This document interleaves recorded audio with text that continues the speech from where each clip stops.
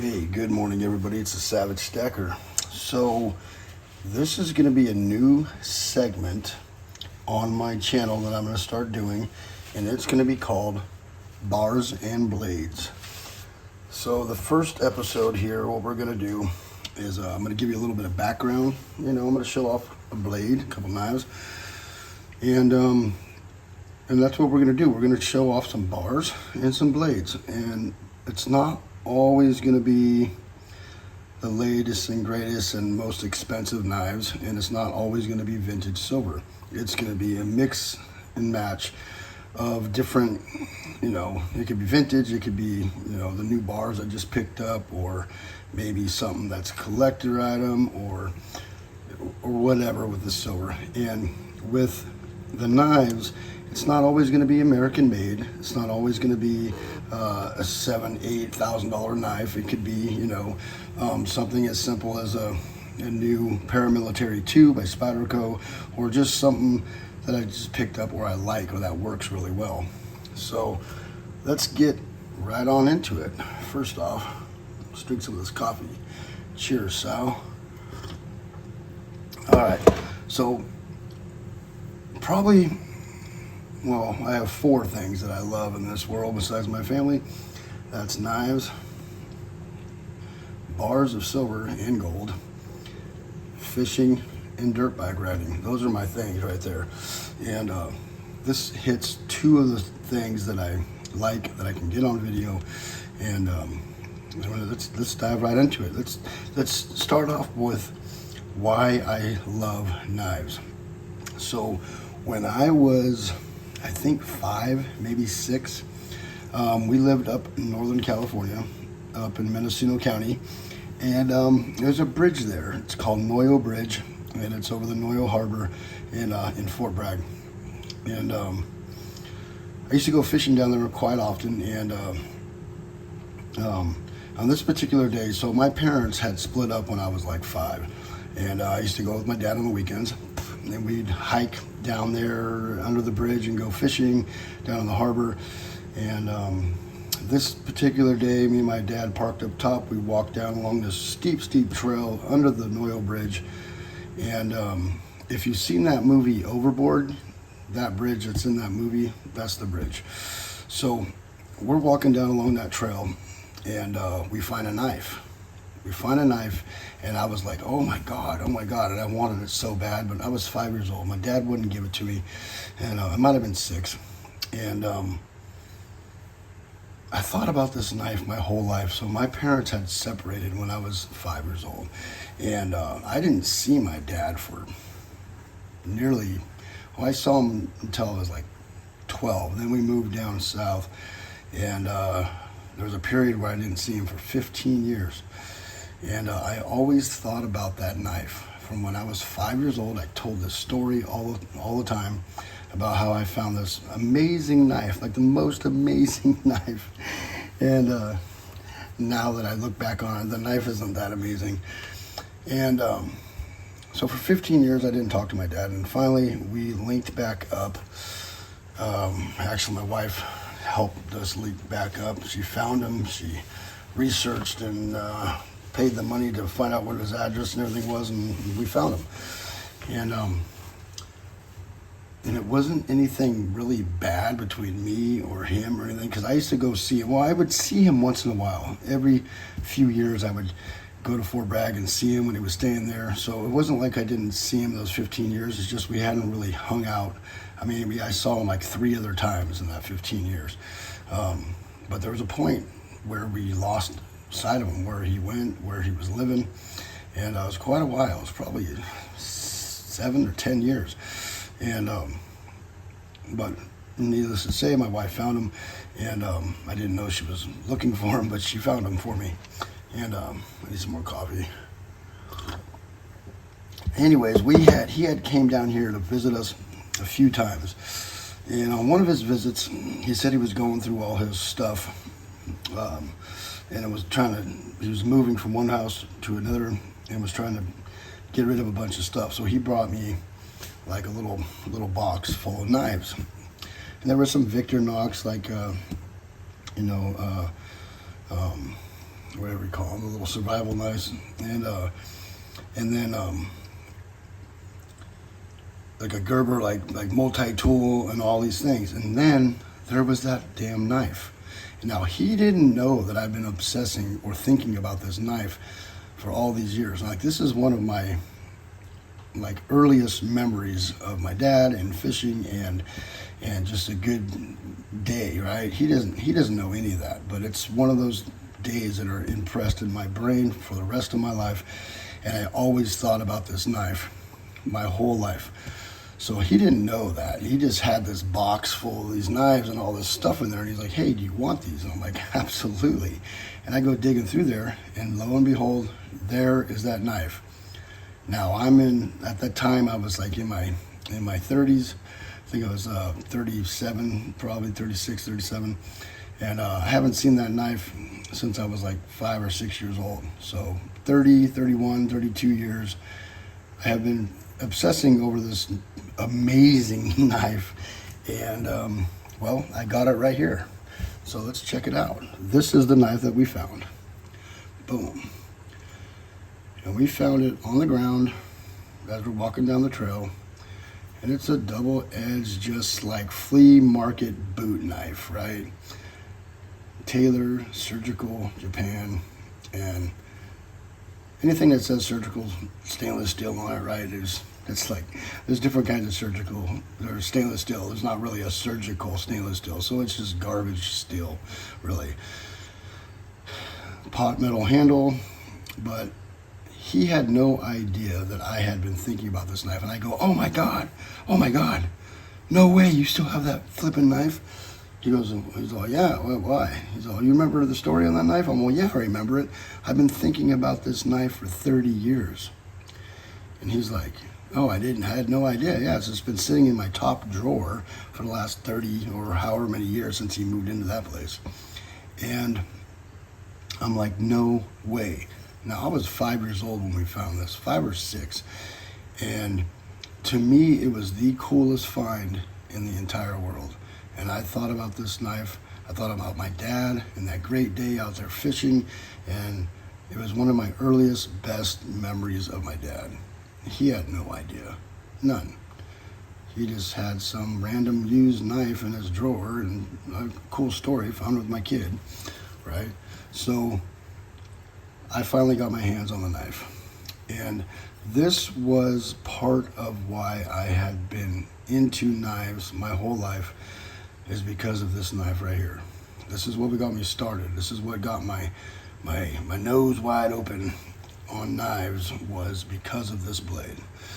And you look at it, it's beat up, but it's not all like, it's not rusty or nothing like that. And so there might be something to that surgical stainless steel. But yeah, pretty cool, man. I mean, it's just a small little boot knife, and no sheath, nothing like that. We just found it on the ground, probably fell out of somebody's sheath when they were walking down a trail, probably struggling with their fishing poles and their tackle box or something, and probably dropped it. Who knows? Might have been another kid. Might have been another kid and his dad. Who knows? But pretty cool story, and I had been thinking about this knife forever. So that's what got me started into loving knives. All right. I don't have the same type of story for my silver bars, because nobody else in my family is smart enough to collect silver bars. But I hope to change that with my children. Okay, let's open this up, because we're going to talk about this knife.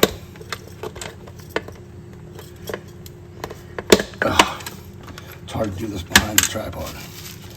All right, this is, if you guys know what this is a, I've shown this before.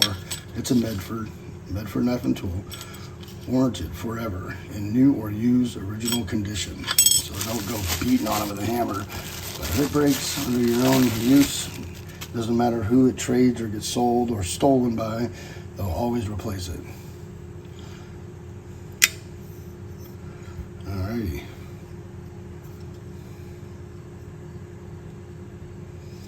Okay, so I know that all you guys will cringe on knife etiquette, right? But I'm one of those guys, man. I've been around knives forever. I was a butcher, chef before I was a truck driver, and just always around knives. So I pretty much know the deal. Cut myself thousands of times, stabbed myself right there with a butcher knife. 13 stitches, almost took out a tendon. Anyways, here it is right here. This is about a $700 knife, $600 knife right there. They're not cheap, but they are amazing.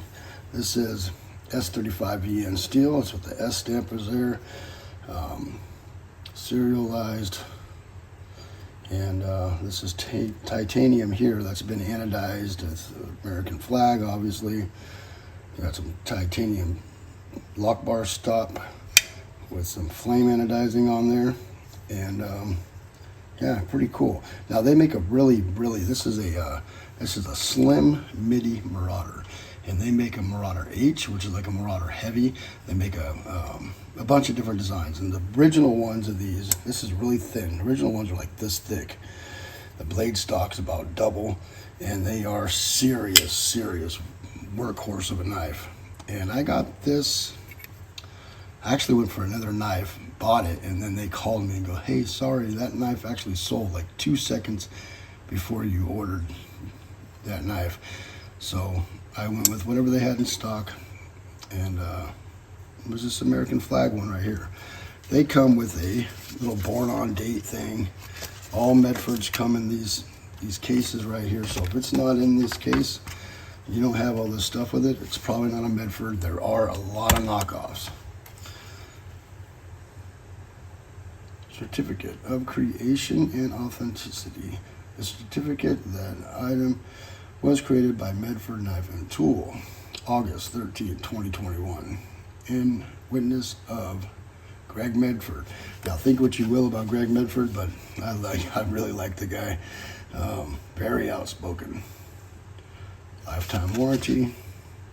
Tells you all the stuff right there. Slim midi, S35VN, PVD coating on the blade, grind, Tonto handle, American flag, spring, which is the backside of the lock bar on it, bronze anno. And it went to Broken Arrow is where I bought it from, because it's, if you try to go to straight to Greg or go to Medford Knife and Tool and try to order a knife, it will take you probably months to get it because they are so backed up. They do everything in-house. Everything they do is American made. Everything from their pivots to their bolts, and they do everything. They make all this in-house.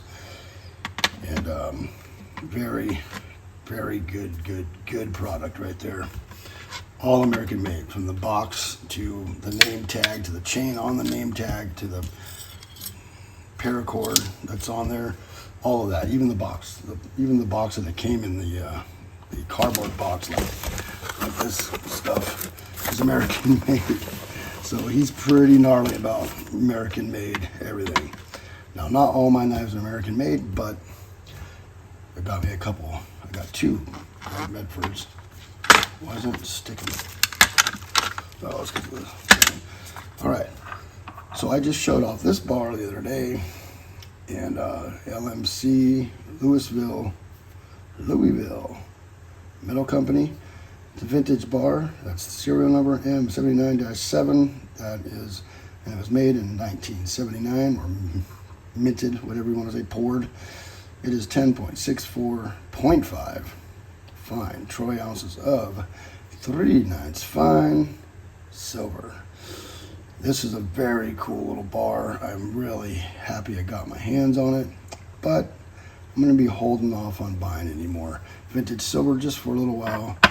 We got some things going on in the life that are changing, and so I'm going to start just stacking that money. Got these American flags in the other day. Pretty cool. I like the back because it looks like the old school art bars. 10 ounces United We Stand. This is from Highland Mint. 3/9 fine of the finest of fine silver. American flag. Love them. I've been wanting one of these, you know, they're just a generic little bar. I didn't have one. I had a 1 ounce, but I didn't have, I even got a gram that I got from America's Silver Patriot.